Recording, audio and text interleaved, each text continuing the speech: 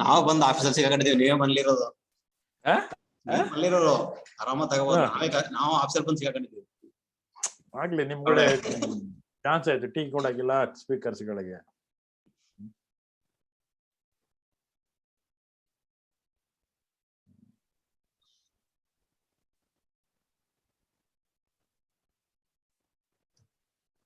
Okay, good morning to all of you again.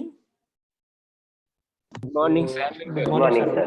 Good morning, sir. Just by saying good morning, I am reminding you that it is as good as we start the first session today. Okay, so this was the point where I was talking about the differences between pure research and applied research. And sometimes when you make applied research possible for a sudden requirement for a short time, which could be deployed quickly, is what is called action research. I mean, for a small geographical location and for a small quick requirement, and if you see that the applied research starts working all of a sudden for a short period, then I say it is an action research. So this how the two types of research would go hand in hand. In this side is a pure and this side is an applied research. Pure research is asking and answering questions. Simply ask questions. Something unanswered question. If you understand that question has no solution today, no answer today, you find the answer. And most of the times we, especially the teachers, when our students go for a project work, we suddenly ask the student, what is the application of your work? Then students say that, sorry sir, I don't know. Then we simply reject it.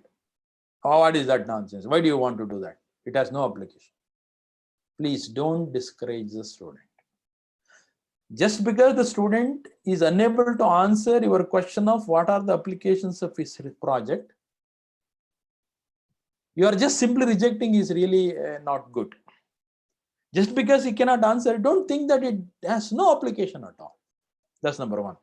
Number two, just because you cannot think of an application for his problem, don't assume that it has no application at all.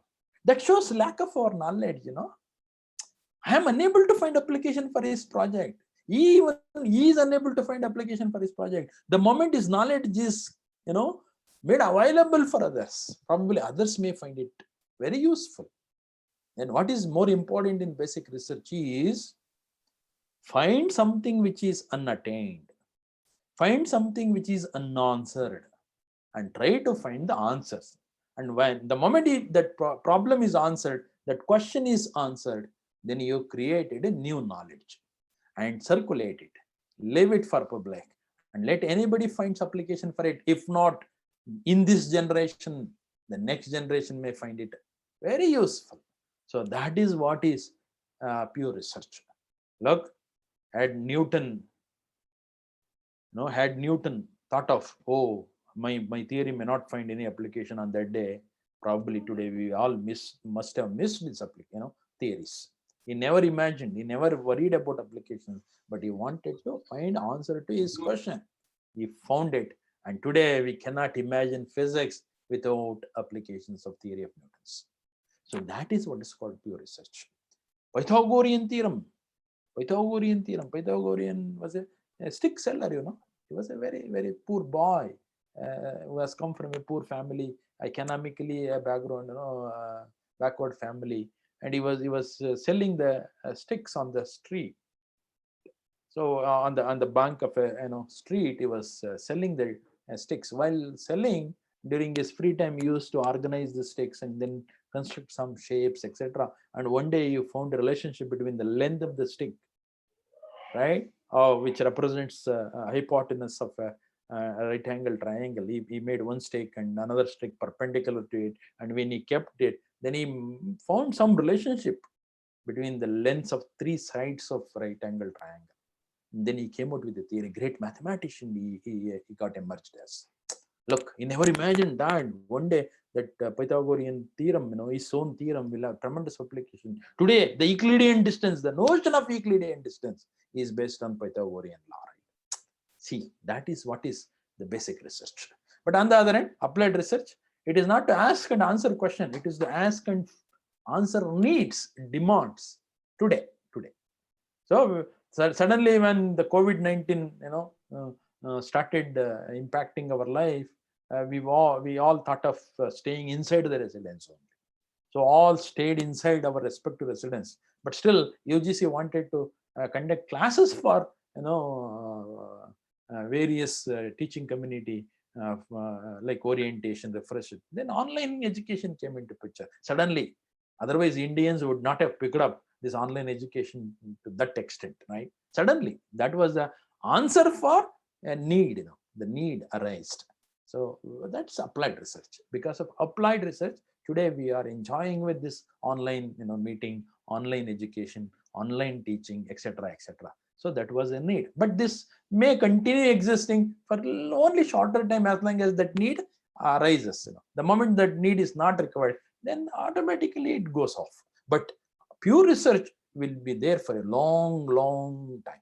So it is a permanent, but applied research is not permanent, only for a short period. As long as the demand is there, we work with that. And the moment we just forget, we go for an upgradation of it, a new version of it, and so on. So earlier, our teacher, you recollect your graduation day, you recollect your school days, perhaps all our teachers used to write on the blackboard and explain. And when the technology started coming in, computer scientists have thought of some slide presentations, right? And then slide presentation. Later on, the teacher used to go to the CPU or keyboard and touch the key so that the next slide used to come. But today we are enjoying with a remote controller, remote slide mover. I can move it without even touching computer. These are not created a new knowledge, but these are all because of the knowledge and the technology made some team capable of coming out with such a tool.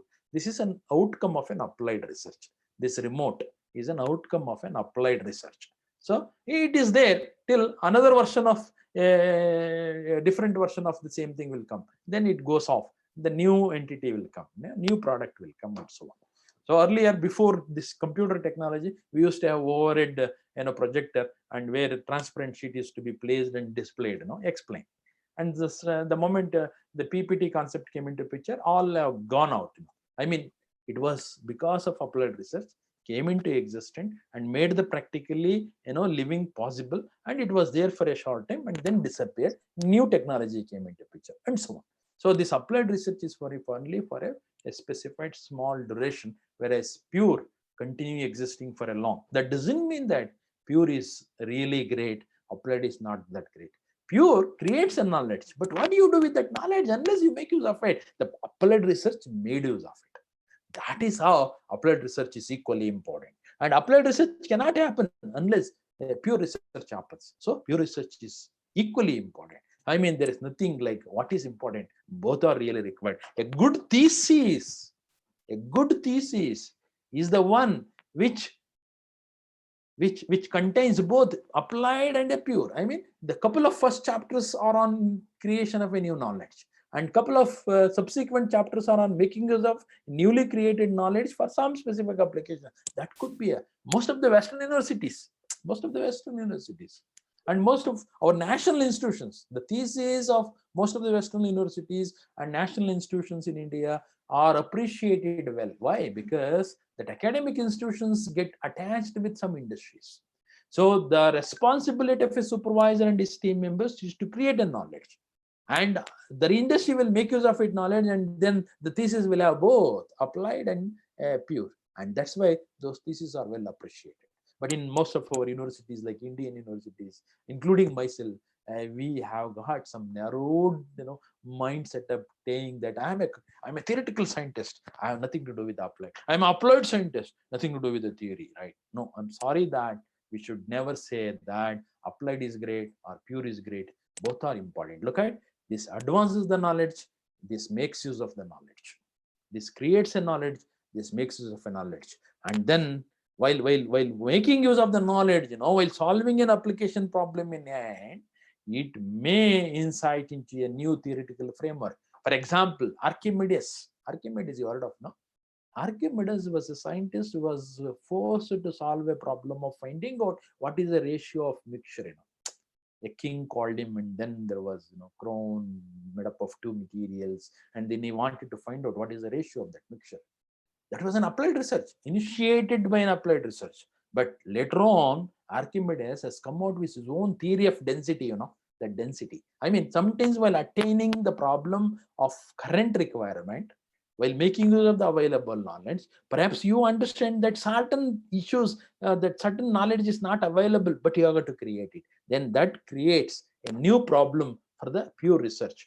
So pure research starts working on a theory of density came into picture. So that is wow. These two called applied research and pure research would go hand in hand, So one cannot continue without the other one, right? So look at, dear friends, no clear separation. Strictly speaking, there is no clear separation between pure and applied, and there shall not be any controversy, at least in the minds of researchers, because researchers have to accept both as great research. In any case, whether you do a discovery type of research, or you do revising facts of research, or you do what is called interpretation kind of research, maybe of basic, or maybe of what applied, or even action, makes no difference. In any case, whatever it may be, research is expected to be innovative. Research is expected to be innovative in what sense? When do I say that research is innovative, right?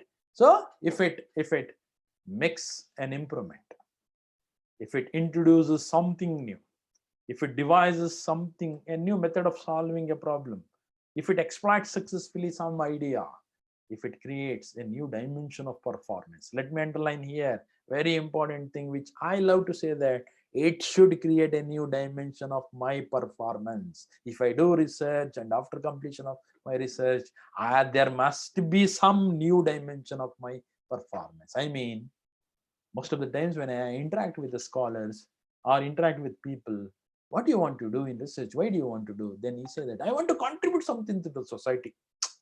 My God, something to the society. Forget it. Please see that you contribute to your lifestyle first. That's what my advice is. First, you see that you contribute to your knowledge, you contribute to your patience, you contribute to your personality, you contribute to yourself, so that you will have some added dimension of your personality. I mean, you are basically a teacher, for example. You have been teaching for the long years. You are addressing your students before your PhD, after your PhD. PhD was there about 3 to 4 years. And earlier to your PhD, you used to teach, you used to read, you used to write, you used to canvas, you used to advise, you used to supervise, etc. And after PhD also, you are doing what called teaching, you are addressing your students, you are delivering lectures. But if you subtract this from this, the confidence with which you are now teaching, when compared to the confidence with which you were teaching earlier, the authority with which you are delivering goods today, when compared to the authority with which you used to deliver earlier, there must be a big difference. If you see that you have changed a lot towards positivity, not towards negativity. If you got yourself changed because of the last 4 years of your research effort, if you see that there is a big change in you towards positivity, then I say that your research was innovative, at least for your personality.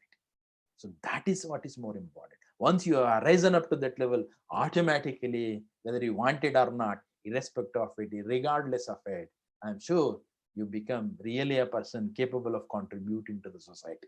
So all in all, it must add up a new dimension of performance. When research adds up a new dimension of performance to an individual, then I say that research innovative, and being innovative must become a contributory work. Contributory, right? If you do research in physics, you should be able to contribute something to the literature of physics. If you have done research in economics, you must have contributed something to the literature of economics. So that is what is called research in a specified domain or a field. So all in all, a research is expected to be contributory. Teacher especially should do research. Why? Not for necessarily PhD, but you should take up a journey called research. Research is a journey. You should never stop. You should continue. Even on the last breathing, you must do research. Buffaloes are known for great research. Why buffalo? Ant. Ants are known for their research, If ants want to move from one location to another location, they always go in a straight line. No teacher has taught them that, the straight line is the shortest distance between 2 points, but ants follow that. Please understand the intellectual ability of ants also. In computer science, we have ants optimization algorithm. Ants optimization algorithm. I mean, when you want to search for, or when you want to find routes from source to a destination, we always try to go with an optimization algorithm driven by nature. The nature helped ants to understand that. Always they go in a straight line. If it is on the same surface, if it is on different surface, please see that they go always straight and then perpendicular distance, and then they go in straight manner. On a single surface from source to destination, you always see they go on a line. That is what is, even any animal for that matter, any living being for that matter, is known for carrying out great research. Then the human intellectuals, especially the teacher, should also known for the research. That doesn't mean that if you are teaching mathematics, you have to do research in mathematics only. You are basically a teacher. You do on research on psychology of the students, the mindset of students, the classroom research, anything for that matter, whichever, which is really great support for you to get emerged as a great, inspiring teacher. Right? You got to be an inspiring teacher. You got to be a successful teacher on the other hand. Let me tell you that we are for tomorrow. We build tomorrow. Next generation is in our hand. We have to motivate next set of students. We have to create, fire in the young brains.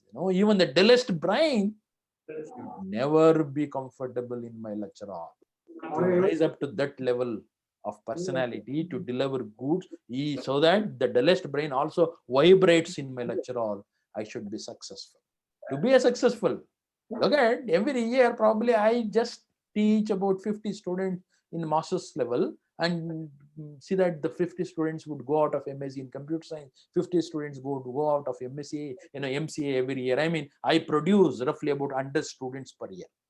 And I have just put in last, let's assume that about 30 years of service till my retirement, then 30 into 100, 3,000 students have been graduated because of me teaching.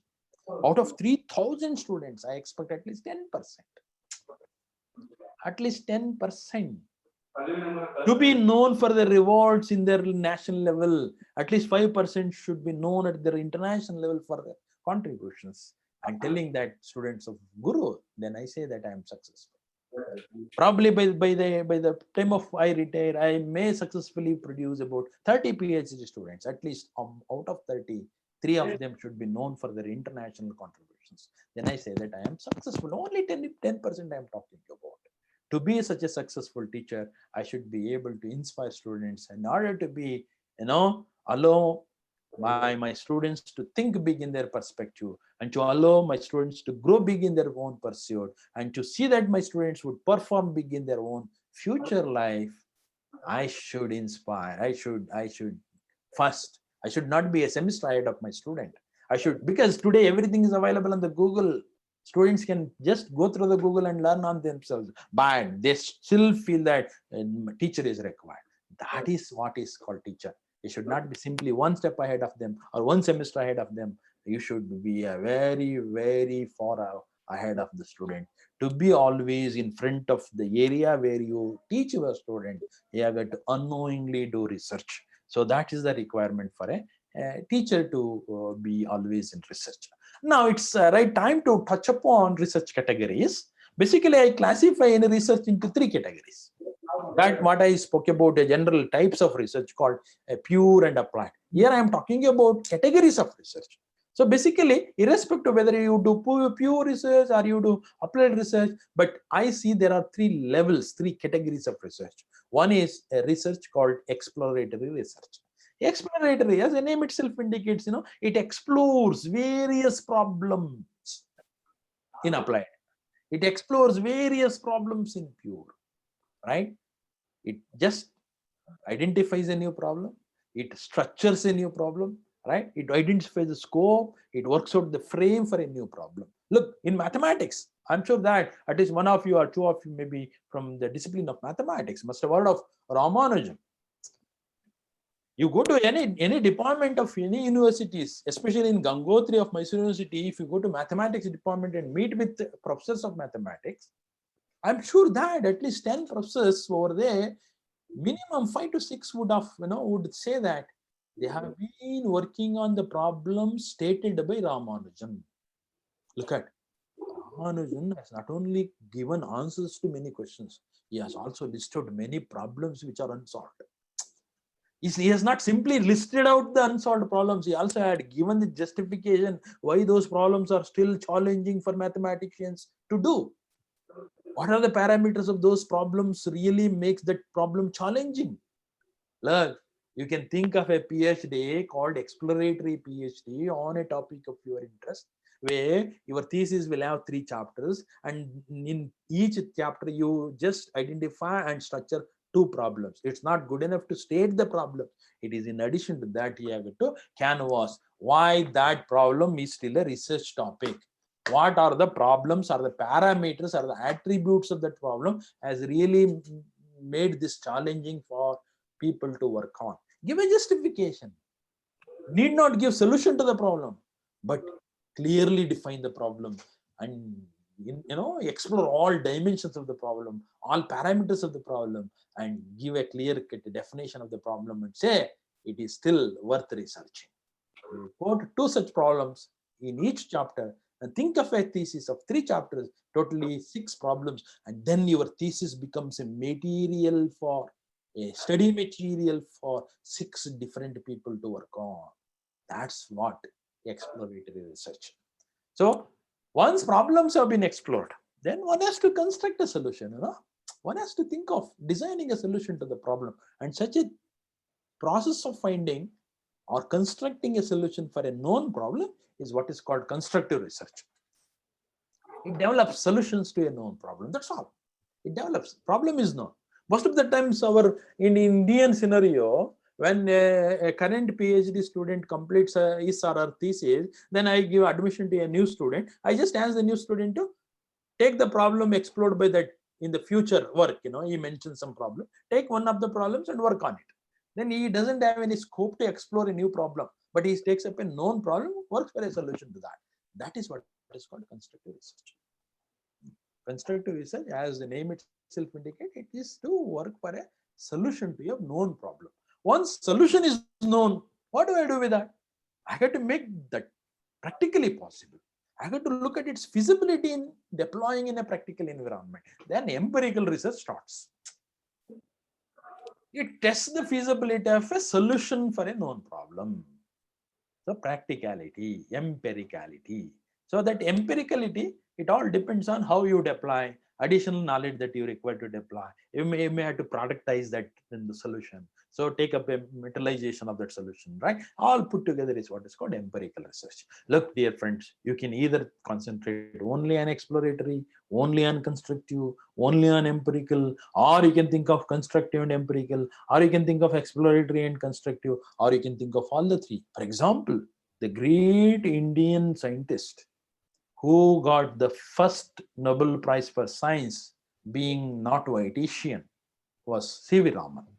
The Professor C.V. Raman did all the 3. He explored his own problem when he was moving on the ocean. He happened to see the sun rays falling on the surface of the ocean, getting reflected with multicolor spectrum.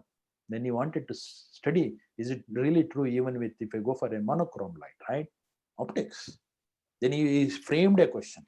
He just explored a problem. Then he came back, constructed a solution to it, and finally demonstrated also practically, right? Look at, he did all the 3. He did all the 3. So that was the person, Professor Raman, who carried out all the 3.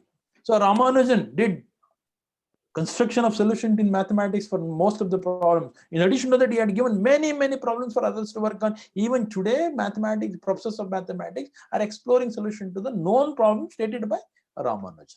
That's exploratory. Ramanujan did more an exploratory kind of research.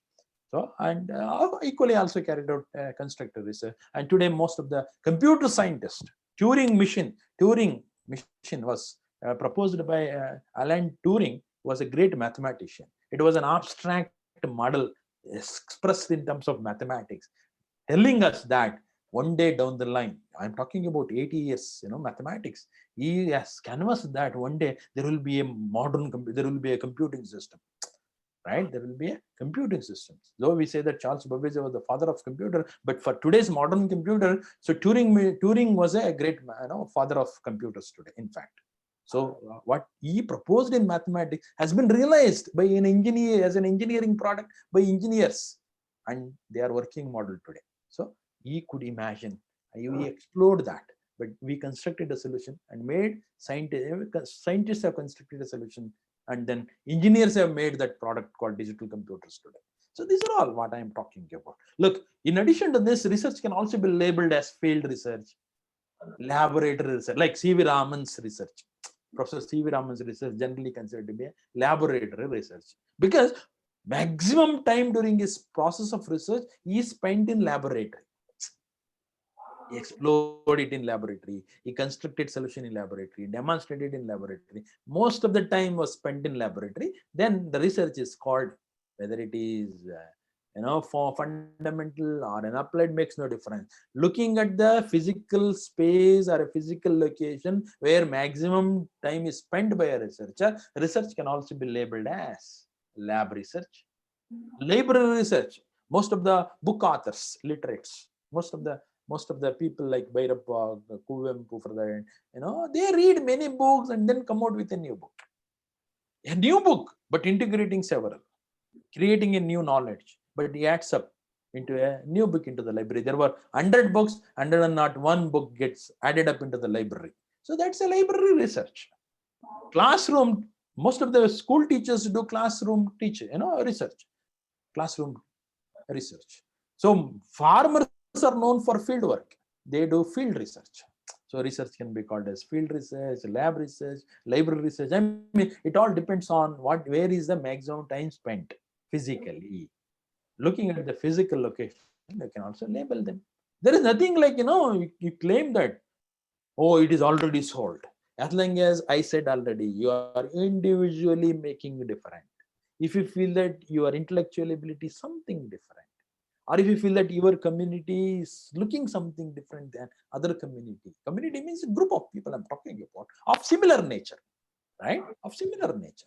If group of people of similar nature look something different than other group of people of same nature, I'm sure that if a problem, even well-solved problem is given to this community of people, they can always give it a new dimension.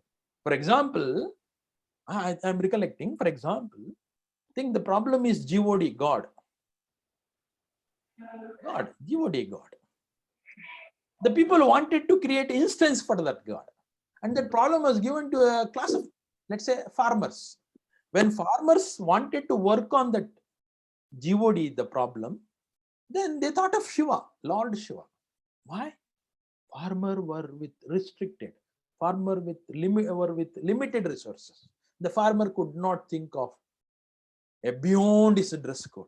Generally, farmers are off-dressed, not fully dressed like doctor, engineers, a professor. So they are off-dressed. Look at the Shiva, off-dressed. Most of the times, top is completely open, not covered. Only bottom is covered.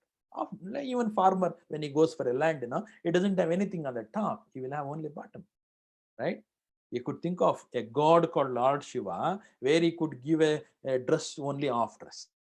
And farmers generally wanted, Gange, the river, water, because the crops are because of great water, So farmers were in demand, were in need of water.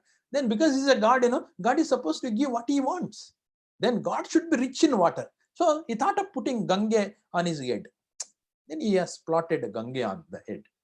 And then because of animals, the farmers can take care of their crops in the daytime, but in the night time, they still have to secure their crops because of pigs and other animals, So how do they take care of those? So they have to go with some lights, some torch.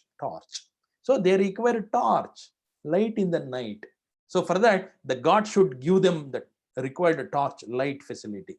So then the Shiva should have moon on his head. He created a moon on his head. And think of what is the vehicle for Shiva.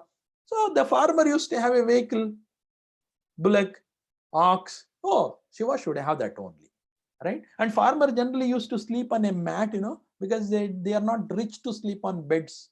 So the farmer sleeps on only, a grass when he goes to a field, otherwise on a mat. Then he thought of, because Shiva is always there, he can take some, catch out of some animals, especially the tiger, take the skin of an animal and see that Shiva sleeps over there. And farmer spends most times in the field. Then Shiva spends time in the field only. Smashana, right? Look at all attributes of Shiva matches with the features of farmer. Match all attributes, match with only the features of farmer. Farmers could think of only that, not beyond that. Then generally Lord Shiva happens to be the god of farmers today. But on the other hand, think of the same God, the god solved by business class people. They created Vishnu. Look at Vishnu has got a remote controller, chakra. Got chakra. The business people are rich so that they can control with a remote. So Vishnu controlled with a remote. Where does he sleep? On a snake. It's not strictly snake. It is a spring affected cushion bed, right? Vishnu, ornaments. Even our girls today don't wear so many, golden ornaments, but Vishnu is with such a great ornaments. Very rich, right? Vishnu, what is his vehicle? Garuda, flying, aeroplane. So business class people will go with the aeroplane, but farmers go on bullock. Look at the difference. But the problem solved by these two community of people, community of farmers, community of business people. Their richness is different, their poorness is different, their environment is different, the situations are different, right? Resources are different. And individually the communities are different. Because individually the communities are different, though the problem is same, instance for God, but they created two different instances of the same problem.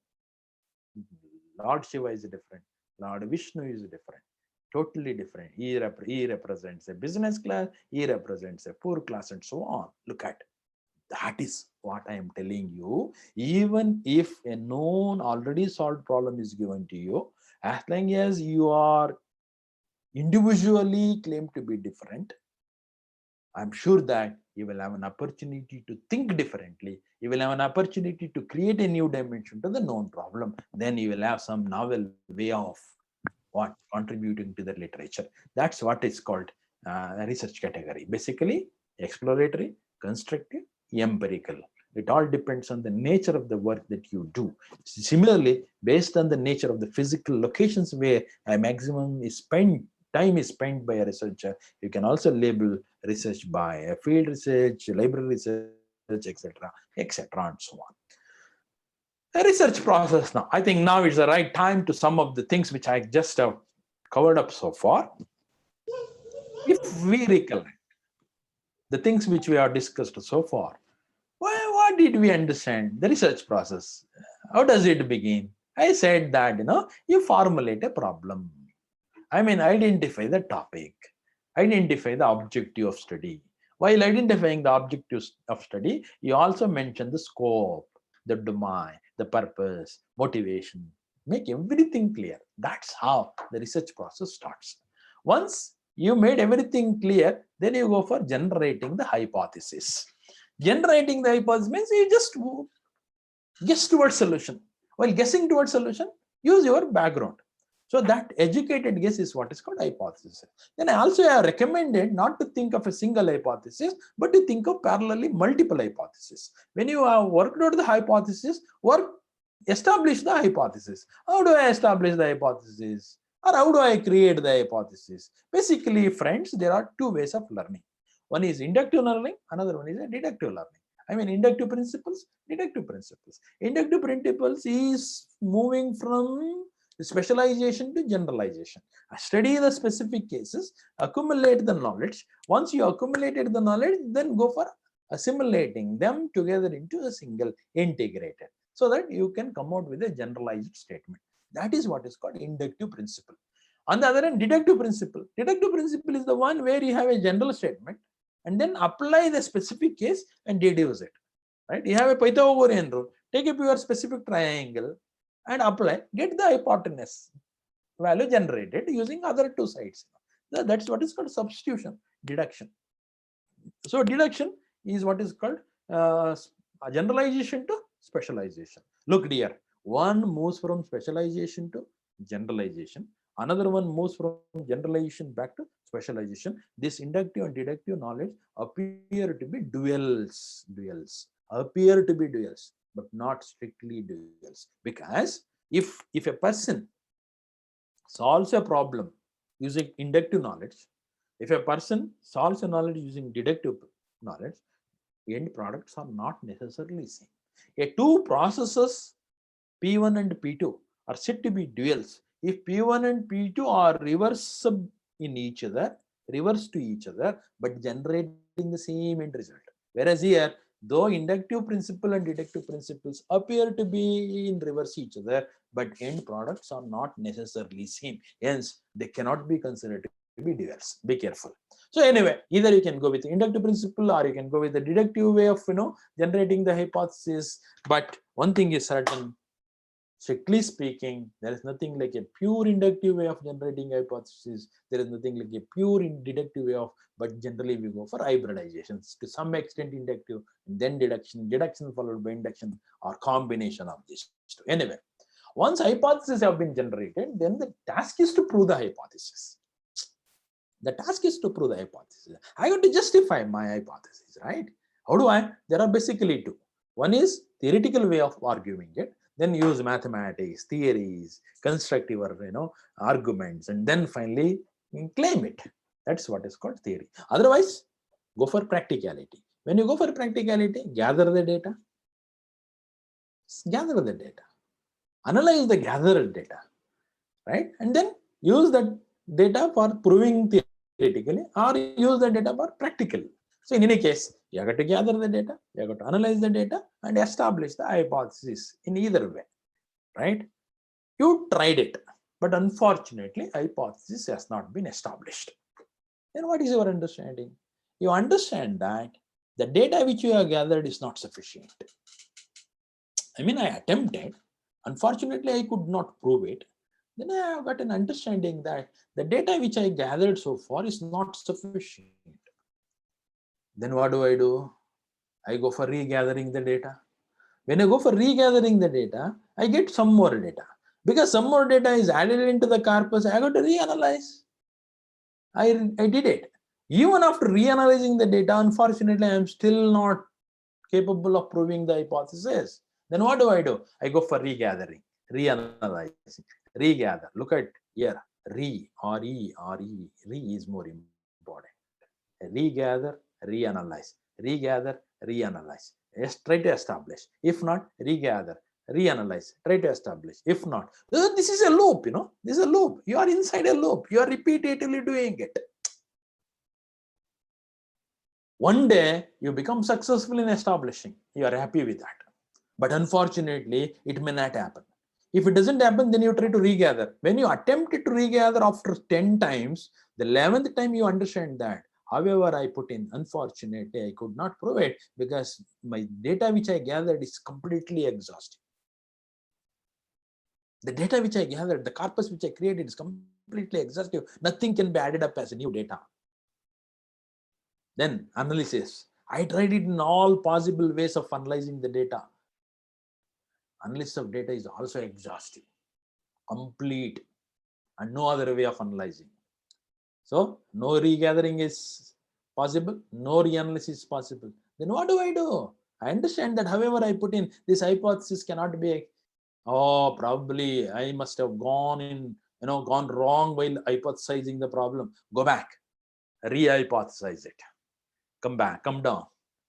Look, go back, re-hypothesize it, come down. For that re-hypothesized problem, you go for gathering, analyzing, regathering, reanalyzing, and so on. Look at here is again a loop. If this doesn't work out after certain iterations, you go back. Again, there is a big loop. I mean, this research process is made up of two loops. One is a loop which repeatedly happens at hypothesis level. Another one is a smaller loop which is nested inside a bigger loop at establishment level, gathering and analyzing the data. So these two, this repeats many times, and failure of it would call for this loop to repeat. And look at, this is a process of search, searching for a new knowledge, searching for something of my interest in a limited scope, which I defined very well in the beginning. But this process of search is not a one-time search. I got to search here repetitively. I got to again search here repetitively. The search is a process. This is what is called search. But this doesn't happen straight once. It will happen because of repetition. Hence, this process called a searching for a new knowledge within the scope well defined here involves multiple repetitions, iterations, and hence it is called not search, a research. Hope you understood. Philosophically, I got you the definition why it is called research in the beginning. Now, technically, I am telling you why it is called research, right? Because that search process, the process of searching for a new knowledge in a domain of your interest within well-defined scope involves not one-time search, but multiple time search. And because of that, that search process is called research. Look, search is, of course, important. More than that, re is more important. Re is more important. That's why in Indian family, on a later side, if I tell you, husbands are called re by wife because husband is more important in the family. Hope you understand. The re is more important, right? So look at, once you could establish the hypothesis, conclude it. Conclude it. So conclusion is something which is research findings, not your experience. What did you find? What are the research findings? You conclude. Once conclusion is drawn, don't stop it. You experienced it, you generated it. Now you have to get into what is more important, is called documentation. Dear friends, research is only 40%. Documentation consumes 60% of your effort. In my experience, if I tell you, students are really good at conducting experiments and creating new knowledge, solving a problem, but that takes only less time. But documentation consumes a longer time. The reason is documentation is the process of presenting your research outcomes to the contemporaries. When you present it to the others, you will not have any opportunity to convince them orally. Your paper has to convince them. Your paper has to carry your ideas in the mind to his mind. I mean, I have something Ganapati in my mind. I got to draw the picture of Ganapati and hand over the picture to him. The moment he looks at it, whatever the Ganapati picture I had in my mind, the same thing should go to his mind. The drawings of my Ganapati drawing should not carry the elephant into his mind. He should not think that it is an elephant. Look at it. The documentation should be such a documentation that whatever which is existing in the minds of a researcher should get conveyed into the minds of another research exactly, without epsilon plus or epsilon minus. There is nothing like anything extra, anything missing, without misleading and missing information. Anything extra could be misleading. Anything missing could be a missing data. Without misleading and missing data, exactly X should be conveyed as X only to the minds of others. And that should be what? The quality of good documentation. So research without a documentation is of no use. Imagine that there is a medical doctor, for example. He always gets up early in the morning, goes to his clinic and creates a new medicine. He goes to his research lab and creates a new medicine by evening and comes back home and drinks the medicine and sleeps well, gets up next day, goes to the clinic, creates a new medicine, comes back and sleeps well and drinks it up and then sleeps well and does it every day. Every day he creates a new medicine. Hello? Don't keep your audio muted, please. Better.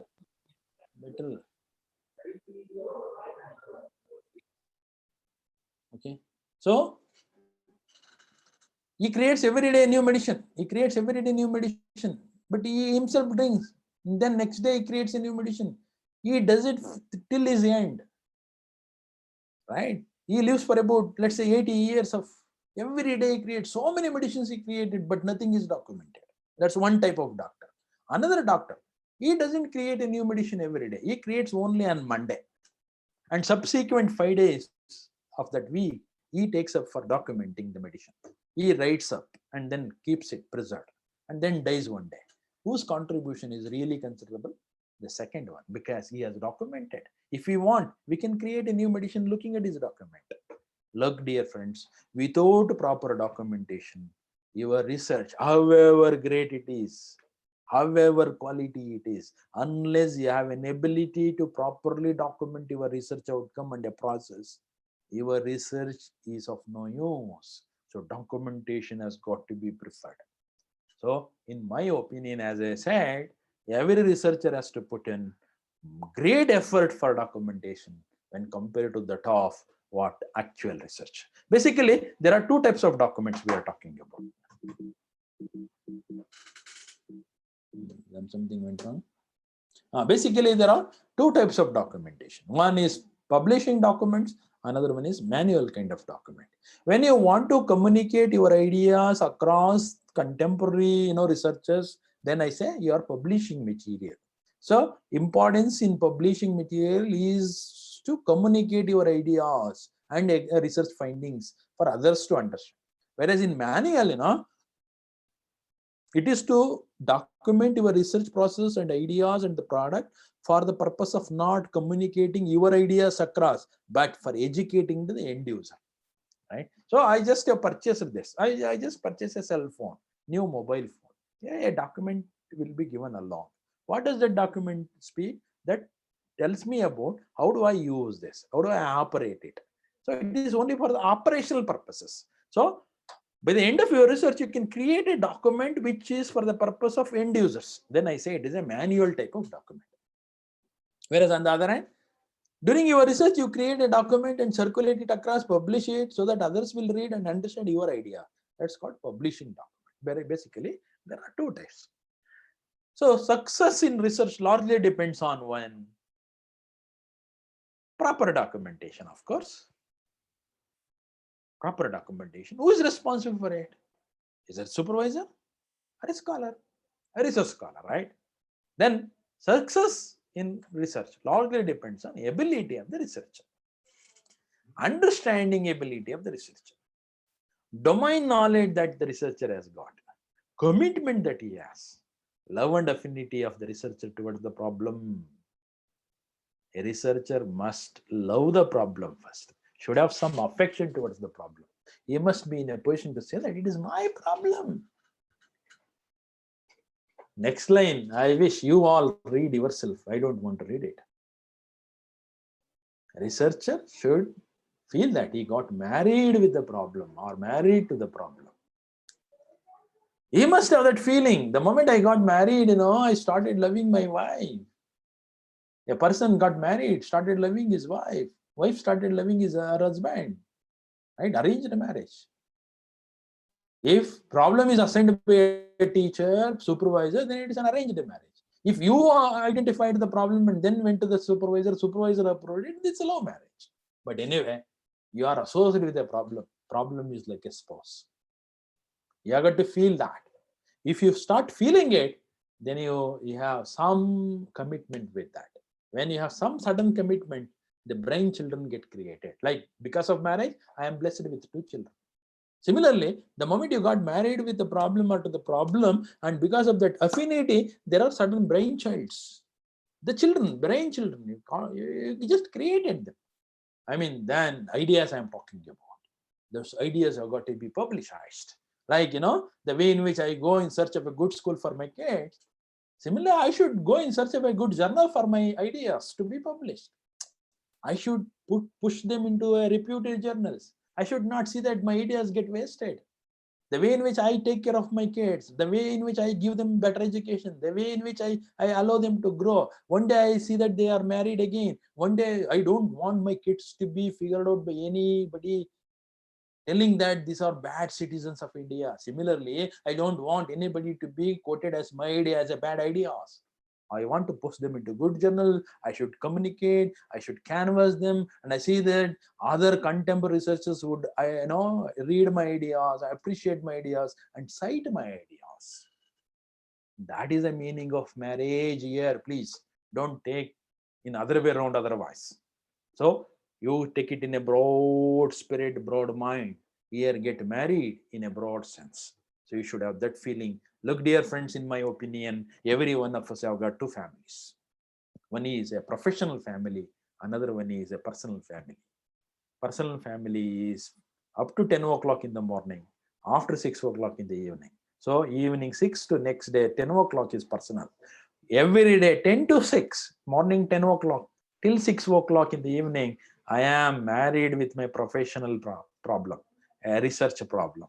I got to work hard for with a dedication to see that my spouse will have a better understanding. I will have grandchildren, get published, get cited, etc., etc. I should work with such a spirit. That is the meaning of get married here, please. So then you may have a question. The question is the following. Sir, you say that the success in research largely depends on only the abilities, understanding, domain knowledge of a researcher only. Then the question could be the following, sir. What is the role of supervisor? What is the role of supervisor? If success depends only on research scholars, then what is the role of supervisor? I say that philosophically, supervisor is like a parent. Supervisor is like a parent. He has to provide all facilities. And he must see that the marriage takes place between a liking parent, right? Liking couple. There must be some synchronization. It's not that I could randomly assign a problem to a student. I must understand before assigning a problem to a student, what is his nature? What type of problems does he love? At the time of seeing that my son gets married, don't you think that I go in search of a girl that he likes her and she likes him? Similarly here, while assigning a problem, I must interact with the students and interact, and finally understand the student. If somebody loves great mathematics, but less programming in computers, then I should not assign him the problem which requires more programming, but I should assign him the one which requires more mathematics. The one who hates mathematics, but loves programming in computer, then I should put him into a more programming oriented research topic than putting him into more mathematical oriented. If that is the case, if I see that the marriage takes place between not a right pair, but a wrong pair, then suddenly divorce will happen. There shall not be any divorce. Look, the responsibility of the supervisor is to see that the marriage takes place between the right pair. And marriage takes place at the right time. Just because I got my son who is now in the high school, I should not see that I get him married now. I wait till he gets matured, till he gets matured. Though Indian policies say that 21 years is the minimum age, I don't conduct the marriage for him soon after he crosses 21. I wait. I just wait till he becomes matured and start earning, That is what I mean. The moment I have got a vacancy and there is a student approaching me, I should not take him and assign him a problem. I should study the student and I work out possibly many problems. Explain him all problems. Let him choose whatever he wants. That is what is called role of supervisor. So role of supervisor, one is a parental, aspects. He is like a parent. Another one is a facilitator. He must create a facility. And another one is like a priest, astrologer, like conducting marriage at the right time for the right pair. Otherwise, the divorce will happen. You must see that there shall not be any divorce for at least 3 to 4 years so that the candidate will complete the PhD, the research. That is the role of supervisor philosophically. Technically, as I said, almost all research scholars are good at conducting experiment, carrying out the research, generating the research, but unfortunately, they are very, very, very poor in documentation. Then supervisor has to spend considerable effort and time in documentation. We should help students in documentation. We should not lose our patience. We should spend time for documentation. I correct every document at least 12 to 13 times. And in each iteration, I concentrate on different aspects of documentation. English, linguistic quality is very important. linguistic quality should be maintained very high, right? And mathematics, adoption of mathematics, equations, consistency across document, different pages, different chapters. So these are all the things which the supervisor has to look at. So supervisor has to help the student, especially in documentation. So there are the following types of documents that we are generally talking about in research. One is called proposal, the other one is called abstract, synopsis, papers, and reports. These are the 5 types of documents generally we come across in the process of research. Proposal, as the name itself indicates, we are proposing. A boy proposes a girl proposes a boy. While proposing, he says that I'm so and so. Not only that, I'm so and so. And he also places, what? His plans. What does he want to do with the girl, right? He plans, he just proposes. I mean, the proposal should have the 2 components. One is your plans of actions. What do you want to do? Right? Why do you want to do that? These are the plans of actions. And how much are you capable of doing so? That's very important. When I submit a proposal for research grants, when I submit a proposal for research, what do I want to do? That's one. Next, how much I am capable of doing it? What is my personality? Why should I take it up, right? That is what is called personality. So you are going to cover both the 2 things. These are the documents which talks about plans of actions, and in addition, the ability of the person who proposes it. So that is what is called proposal. Abstract. Abstract is some small paragraph on your accomplishment. So because you have done your research for the last 4 years, you accomplished something. That doesn't mean that you write a lengthy, paragraph to explain all. Can you compressedly put it so that if somebody spends 2 minutes, 3 minutes reading through it, should be able to guess about what you have accomplished for the last 4 years. And such a small compressed paragraph on is a list of accomplishments. On the other hand, you can say that it is a list of accomplishments. So what you accomplished. So you write it in a compressed, compact way. That is what is called abstract. Synopsis is an extended abstract. In abstract, I say what I have done it. In synopsis, I say how I have done it. If you answer what questions, then I say it is abstract. If you answer how questions in addition to that, then I say it is synopsis. Right? Synopsis is a kind of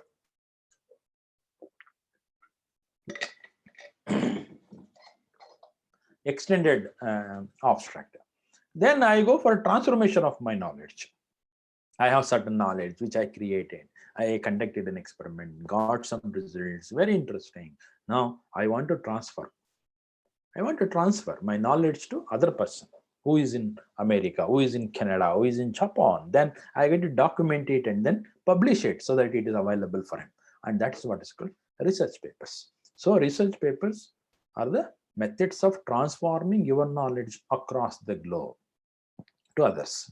So reports or thesis by the end of your research journey, once you accomplish some specified milestones, then you are going to come out with a thesis. Like in the case of PhD, it's a time-bounded process. PhD is a time-bounded. So then whatever you have done for the last 5 years, because the time period is over, stop doing and document it, cover it up, both positive aspects of the things which you have done and negative aspects of the things that you experienced. Then see that it is a detailed container.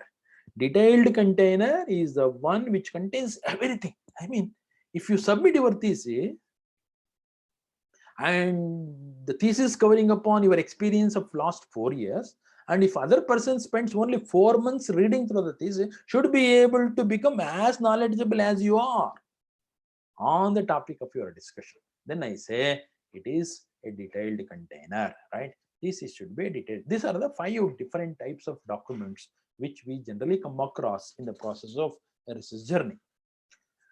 Paper publication, why should we do that? Why should we publish? As I said, I want my knowledge to be transformed to others so that others read through it, appreciate my ideas and use my ideas, cite my ideas, etc. Right? Okay, but on the other way around, it is a measure. What kind of measure? how much research I have done, qualitatively and quantitatively. Such a way to measure the research quantity and research quality is what is called paper publication. That's why nowadays, earlier there was nothing like a mandatory component that a researcher, PhD student has to publish a paper.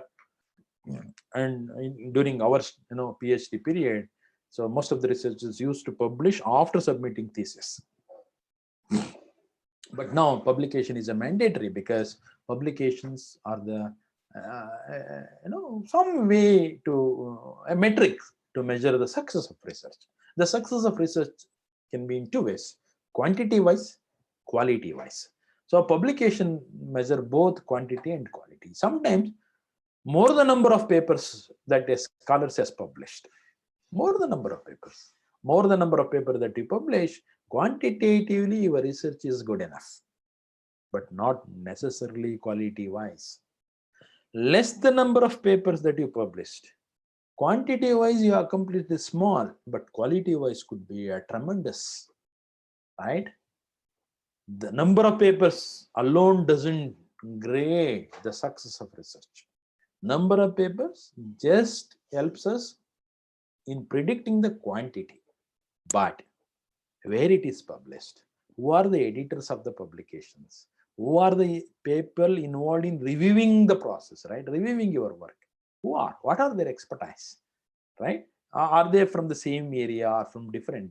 Look, I submit my paper. I am a computer vision person, work on some problems related to computer vision, but I give it to a person who is in computer networking. He always appreciates it because he doesn't have any knowledge. Then quality-wise, my paper may not be good. So, who are the editorial board members? Who reviewed the paper? Who recommended the paper? What is their caliber? What is their expertise? Are they related to my domain or not? That matters to decide upon quality of success of research. So, anyway, it is a way to measure a success of research. So, basically, there are two types of publications we talk about in general. One is conference proceedings. Okay. So in conference proceedings, what do we do? There are certain conference calls, call for papers. We submit the papers. Today I submit the paper. Tomorrow I get the message telling that because of email, e-correspondence today, quite easy to get back quickly. Your paper that you submitted, thanks for submitting a paper to our conference, and your paper is accepted. And conference is scheduled on such and such a date in the month of December next month. Come and make a presentation. This is simple, no review, nothing. Nobody will read your paper.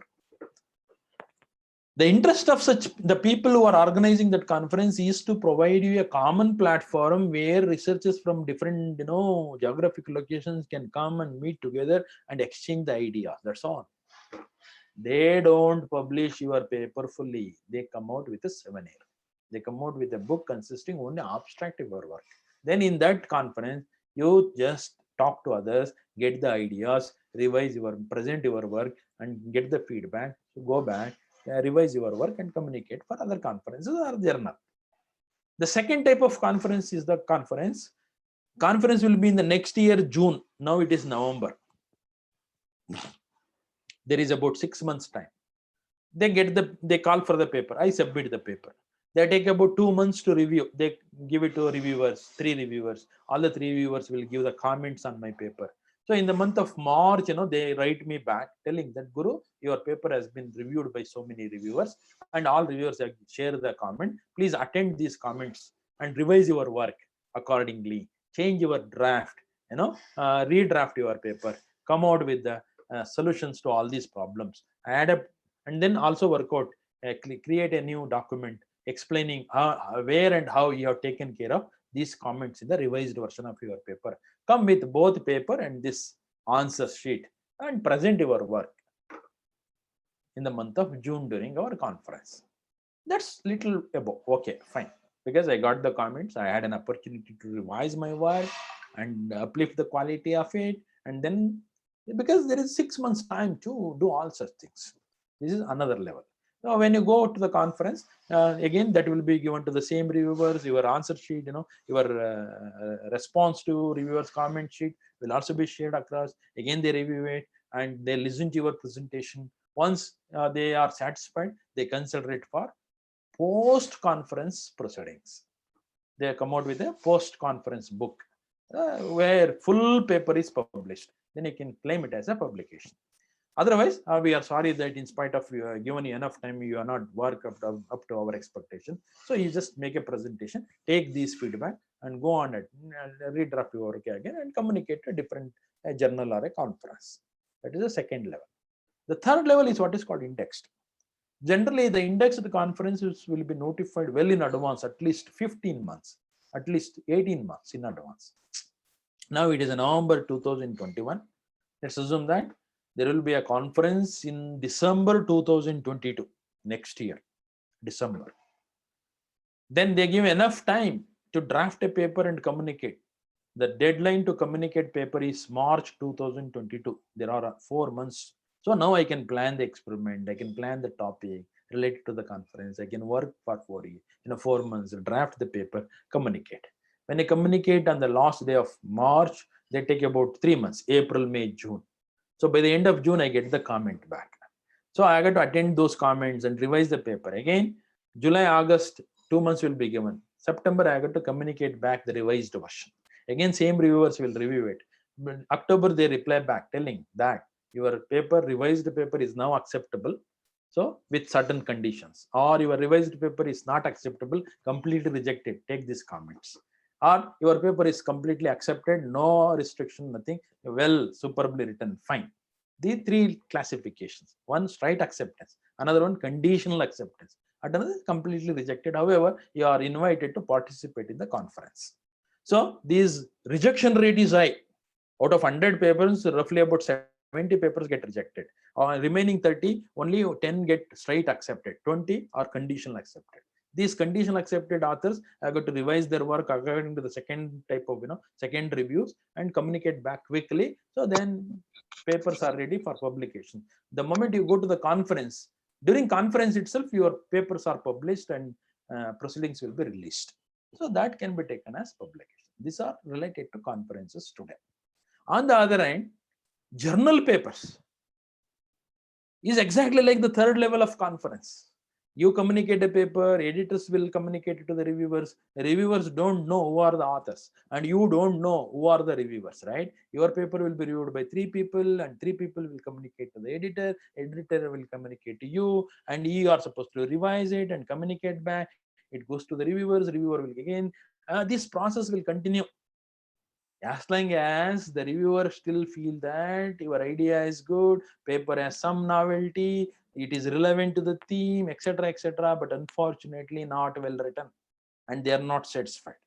As long as they have got some feeling that it's a good work, but still not up to the level of expectation, they communicate back, get it revised, etc., and so on. One day they decide, in spite of so many iterations, you could not reach their expectation, they simply reject it, or they found it very satisfactory, then they stop telling that, oh, your paper is now accepted, it will go for printing. So this is what is called journal paper, peer reviewed journals, I call it as. Right, today there are many journals and every state, because most of the institutions and universities, especially in India, insist upon scholars to publish 2 research papers for submitting the thesis, and there are many local publishers who have come forward notifying that call for papers for publications. We publish a journal, communicate in a paper, pay about 2,000 rupees, we will publish your paper. Don't go for any such things for paid. They are not peer reviewed. Even the third level conferences are considered as a good publications when compared to such paid publications. But in peer reviewed journal, it is only a time which matters. But as long as your work is good, your novelty is acceptable, right, and scope really meets up, then guarantee that down the line, your paper will be accepted. Only thing that the reviewers will see that quality of presentation will be improved through iteration process. So that is what is the difference between journal publication and the conference proceedings. Even conference proceedings also taken to be equivalent to journal publications, provided you are at the third index level conferences. Right? So in that index conferences are published by Springers, published by IEEE, published by elsewhere science, very reputed journal publishers. They don't charge anything for publishing your work, provided your work is accepted through a review committee. That's more important. Okay, and such publications can be counted for award of PhDs today. So characteristic of publication then. Sir, what are the characteristics that the reviewers generally look at before recommending our paper for acceptance? You may have such questions. To answer to that question is, there are basically, I quoted 7 criteria generally I look at while recommending any paper for publication. One is the most important, novelty. The most important is novelty. What is original idea in the paper? Right? Original idea. You must feel that had you not done it, probably others would not have thought of it. That's what is originality. That's the novelty. Then the equally important is impact at the bottom given. Impact. Impact means, suppose if your work is published and appeared in the form of readable, magazines or a journal, then if somebody reads it, how much does he get disturbed because of your idea? I mean, how many people does it disturb? What is the impact? Is it limited people? Is it global people? Is it all people? What is the impact of your work on others? That is, if that impact is high and novelty is high, it's only a matter of time where I get your paper revised again and again till you reach my level of expectation. So then I look at relevance. Is it relevant to my journal? If it is relevant, scope fine, fits it. Then reference to prior work. Similar work must have been done already in the literature, how much you have covered, in what way you have covered. While providing survey on literature, most of the times, what we do is that we take up a paper, read through the paper, about this paper, we read through the abstract and put it here. No. That's not the literature coverage. Literature coverage is something. Suppose there are about 50 papers related to my area of work. I should read all 50 papers. Simultaneously, I should read all 50 papers. Then assimilate here. After reading all 50 papers, I should sit calm and cool, imagining all 50 papers, assimilating the knowledge, and then narrating a story about all 50 papers. Then all 50 papers may not be so well related. Then think of clustering those 50 papers into, let's say, 8 clusters. So then first 10 papers will be together, next 10 papers will be together, next 5 papers will be together, related, 8 clusters. Then for each cluster, write a single paragraph. I mean, the literature survey, the presenting literature survey is not what is called interpretation. It is a compilation. Do a kind of compilation work, then only your literature survey looks very exciting and interesting, right? So that's what, how did you write reference to prior work? In what way you covered up the literature? Is it exhaustive or not exhaustive, sufficient or not sufficient? That we look at. And then reading through your paper, we see the linguistic quality. Is it clarity in presentation? What do you wanted to say X? Is that X conveyed properly or not? That's the linguistic quality. Technical correctness. Your work is it technically acceptable or not? That we look at. And then how did you validate your ideas? What experimentation you conducted? How did you conduct it? What data you gathered, right? How did you relate the data and so on? If all these 3 are positive, your paper will be accepted. Otherwise, even after many, many iterations, your paper will be rejected. These are the general 7 characteristics we look at. Any paper format should have the title, should have the abstract. As I said, titling of a paper is very important. The title should convey clearly the content of the paper. That doesn't mean that you can think of half a page title. Title should be precise and concise, very catchy. But if I read the title, I should guess about the content of your paper. That's very important. Celebrate the titling of a paper as if you are conducting naming ceremony for your kid. This is your brain kid, you just celebrate the titling ceremony. Ask all your contemporary, research colleagues to come together, offer them cup of tea, present your work, take the opinion from each and title it, right? Like you collect different names while thinking of a good name for your own son or a daughter. Don't you think that you approach your neighbors, friends, and Google, etc. Do the same thing here and celebrate as if we are conducting, naming ceremony. Abstract, as I said, keywords, very important today because of technology. And there must be an introduction section which talks about scope, problems, objectives, etc., etc., and literature survey. Proposed model is something which you proposing. Algorithm, the way in which you accomplished it. Experimentation, as I said, hypothesis, establishment, and so on. And then discussion, very important. The discussion is a section where you can compare your work with other existing and canvas how your work is something really good when compared to others. And don't even think of, don't hesitate covering up how or under what circumstances your work is not better than the other, because you are the author, you are the creators. So you can talk about both the negative aspects of your work and positive aspects of your work and try to push in the discussion model. I mean, in the discussion, you ask yourself negative questions on your work, some review questions on your work as if you are the reviewer, and then answer them, cover it up, so that reviewers will not have any chance to raise new questions. So conclusion is a real research findings, not the past tense of abstract. It is real research finding, should be touched upon in conclusion. Then acknowledgement, don't ever forget to acknowledge those people who are responsible for your success, right? And then references. So what you quoted over there, cited over there should be listed here, and what is listed here should be cited inside. So these are all some explanations which I already have touched upon. Then if I get into what the format of a thesis, in a research paper, you can't talk about one idea, one product, but in thesis, it's an assimilation of several ideas together. Quite interesting. So take several papers which you could publish and then read them, compile them, and produce one report. That is what is called thesis. While producing it, it's not that paper wise you make chapters. You can integrate two papers together into one chapter, or you can split up a paper into two chapters, or you can take three chapters, make three papers, make two chapters, etc. I mean, what you have to do is take all your publications, sit again, read through and compile in the brain and decompose them into a number of independent, self-sustained chapters. So first year research need not be in the first chapter. First year research outcome can be in the last chapter. Last year outcome can be in the middle chapter, and so on. Reorganize such that there is a sequential flow in reading through the various chapters of your thesis. Thesis becomes really beautiful and wonderful readable material. So thesis should have abstract in the beginning, should have introductory chapter, or introductory chapter could be two chapters where the second chapter talks about the literature coverage, and then subsequently have contributory chapters. Contributory chapters are the chapters created by you, whereas introduction chapter is the chapter where materials are borrowed from other sources. But contributory chapters are the chapters which are first time written, because those are yours, not somebody's.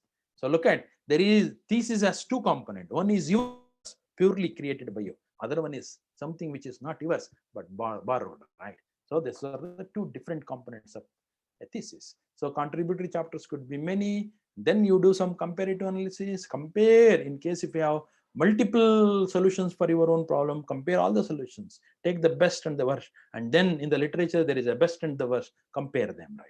So qualitatively and both quantitatively, and then do some kind of exploratory work to continue further, if not for you, at least for others, so that your thesis will become a material for a referencing, right? So complete system, in case if it is productized research, talk about complete system, otherwise not.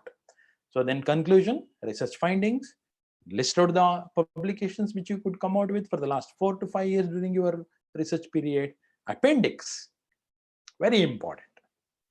Sometimes you encourage readers to read through some content to understand the content of your thesis. I mean, this additional material that you provide is as important as your thesis, but it's not yours. It's not yours, but it is equally important.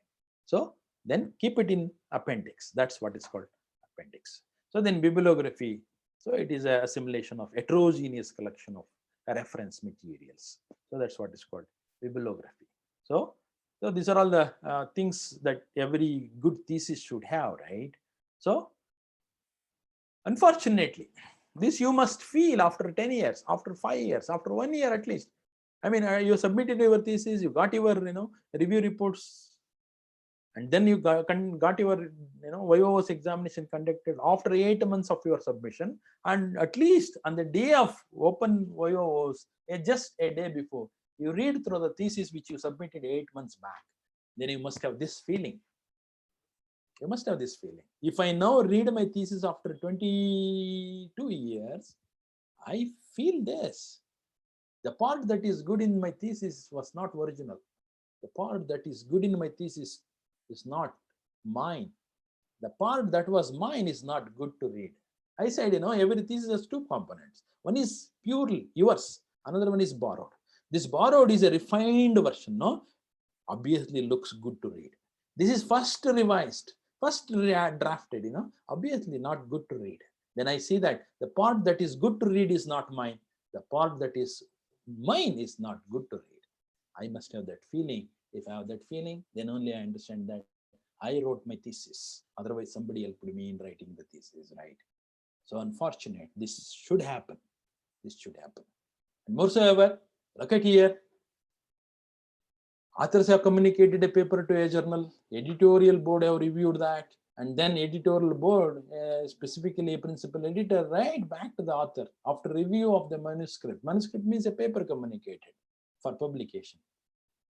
Editor says, Robert says, I wrote, Dr. Smith is the author of the paper. Dr. Smith, dear author, we are happy to accept your superbly written paper for publication. Happy to accept your superbly written paper. But, however, I just could not help adding. Tell me who wrote it for you. Look at. It is very superbly written, but editor got confused. Unexpected that this author wrote such a paper, right? Then he writes to the author telling that, please tell me who wrote it for you. Then Smith answers, I am so happy that you found my paper acceptable. I am happy that you found my paper acceptable, but tell me who read it for you. I doubt you have read my papers, or else you must not have read my earlier papers. That's how the Smith answers, confidence. Look, dear friends, there is always a gap in misunderstanding. There is always a gap, There is always a misunderstanding, misinterpretation. Because it's a communication through paper, not through oral. You cannot convince them orally, but you have to convince them, by writing.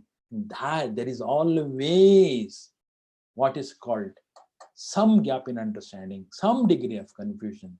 The process of documentation is to minimize the degree of confusion.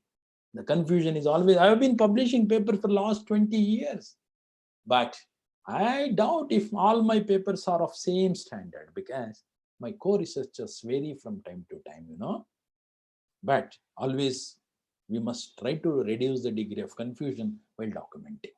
So with this, if I sum up my lecture, which I touched upon for the last 2 sessions, dear friends, I started understanding what is research, the different ways of looking at the research, right?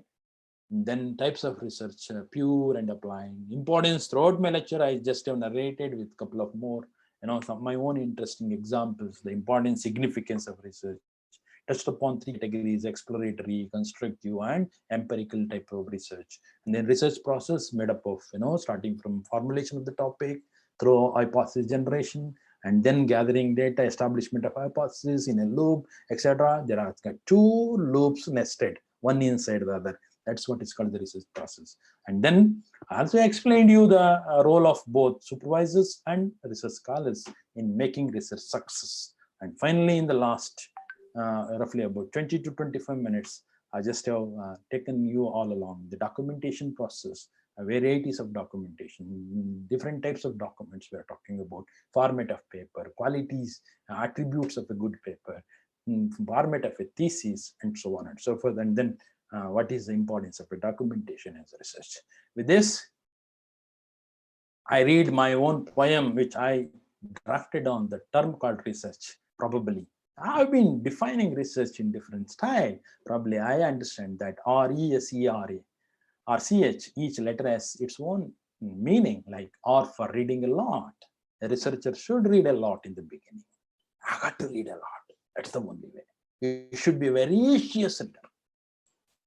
A donkey eats paper to the stomach. A researcher reads paper to the mind. That's the difference. You must be like a donkey. For any reason, if anybody says you are a donkey, accept it. That shows the good sign that you are in the beginning of your research.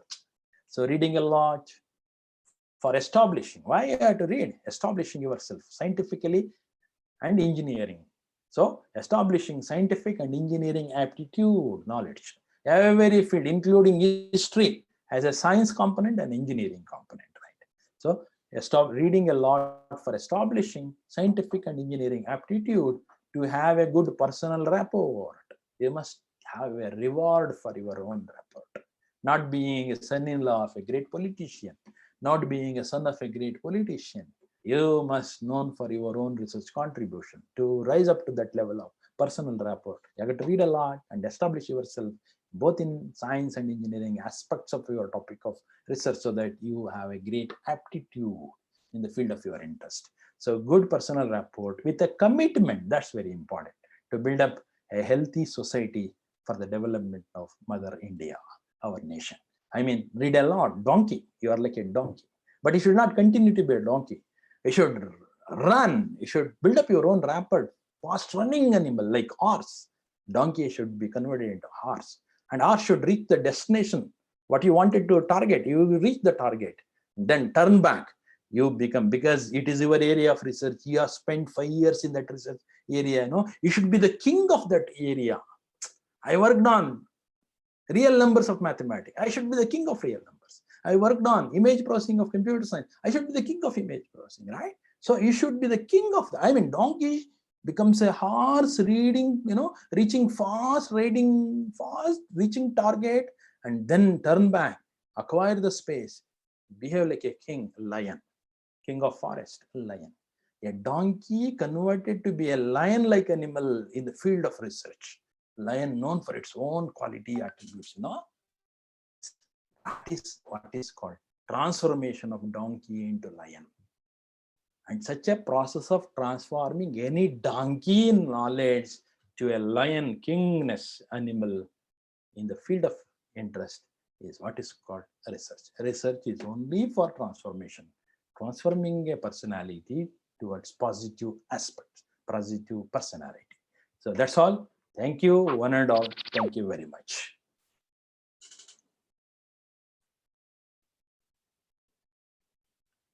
Yeah, if you have any questions for interactions, I would love to attend. Sir? If you have time. Yeah. Sir, is applied research demand specific?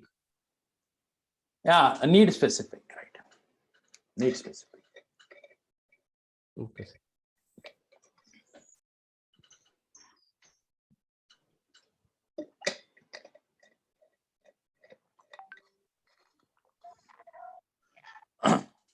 Dear sir, Yes, please. without any exaggeration, this is one of the best session what I have attended so far on research. Thank you very much, sir. It is very thought-provoking, and it has included everything on research. Thank you very much. Thank you very much. Thank you very much, sir. Thanks a Thanks a lot. lot.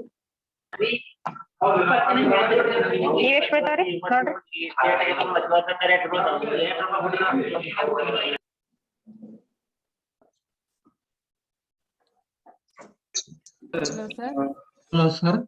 Hello, sir. Hello, sir. Yes. Hello, sir. Yes, Well, sir. Yes, please. Dr. Sanmati Kumar speaking, sir. Hello, sir.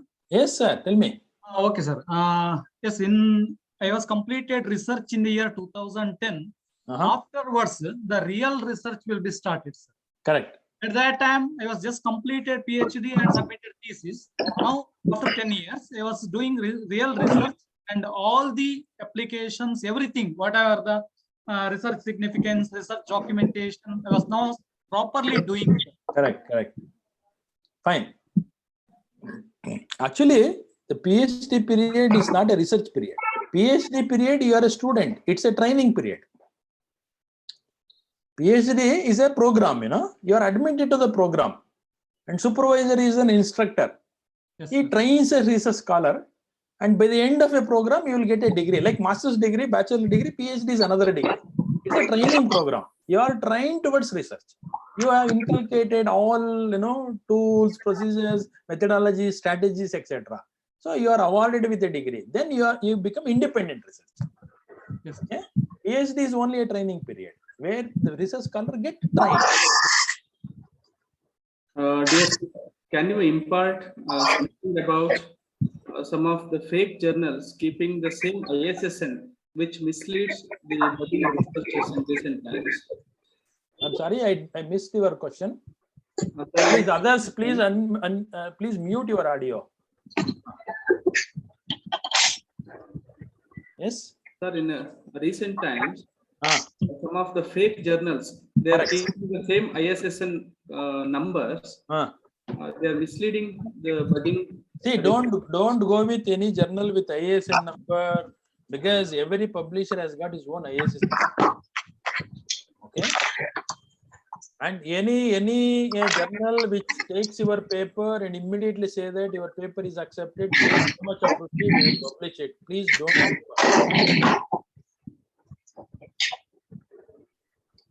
Okay.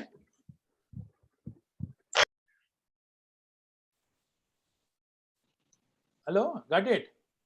Yes, sir. Yes, sir. But how to identify the fake journals, sir? So looking at their communication itself, we can identify that. They are really misleading us. 1 or 2 days they are replying, sir. Yeah. So they don't get your paper reviewed at all. You ask them, please share with us the review comments. They don't share. They simply say that your paragraph is correct. You format it, right? You change that uppercase to lowercase to upper. Then you understand that it is fake. Yes, sir. All are predatory journals, sir.